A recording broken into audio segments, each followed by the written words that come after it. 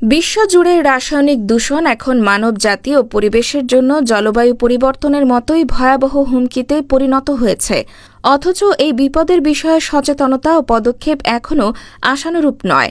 বর্তমানে বাণিজ্যিকভাবে ব্যবহৃত হচ্ছে প্রায় 40,000 থেকে 3.5 লাখ রাসায়নিক, কিন্তু এর অধিকাংশই মানবদেহ ও পরিবেশের ওপর প্রভাব সঠিকভাবে যাচাই করা হয়নি।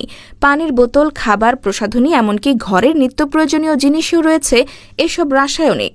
গবেষণায় দেখা গেছে, প্রক্রিয়াজাত খাবার ও প্যাকেটজাত পণ্যের সংস্পর্শে থাকা 36শোরও বেশি রাসায়নিক মানবদেহে পাওয়া গেছে, যার মধ্যে অন্তত 80টি মারাত্মক ক্ষতিকর। PFAS নামের ফরএভার কেমিক্যাল তো প্রায় সবার শরীরেই মজুদ হয়ে যাচ্ছে, এমনকি বৃষ্টির পানিতেও তা মিলছে।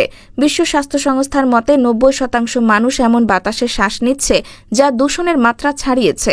এসব রাসায়নিক প্রজনন ক্ষমতা, হরমোন, রোগ প্রতিরোধ ক্ষমতা, স্নায়ু, হৃদযন্ত্র, কিডনি, যকৃত ও ফুসফুসে মারাত্মক ক্ষতি করছে। বিশেষ করে কীটনাশক ও বন্ধ্যাত্ব, গর্ভপাত, গর্ভধারণজনিত জটিলতার মধ্যে পরিষ্কার সম্পর্ক পাওয়া গেছে।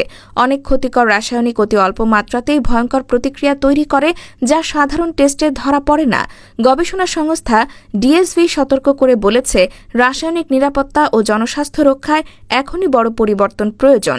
তারা প্রযুক্তি নির্ভর সমাধানের ওপর জোর দিচ্ছে।